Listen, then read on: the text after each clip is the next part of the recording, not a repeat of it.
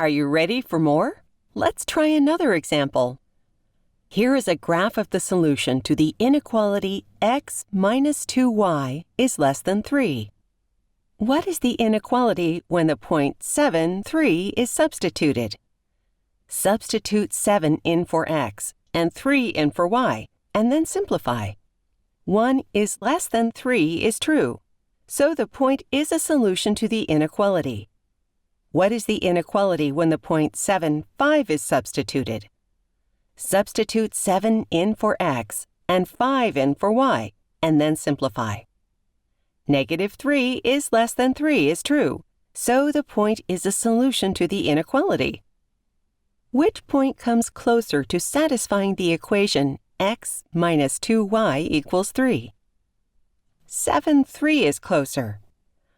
1 is less than 3 is a smaller range than negative 3 is less than 3. Substitute both points into the expression x minus 2y. First, try the point 3, 2. The answer is negative 1. Then, try the point 5, 2. The answer is 1.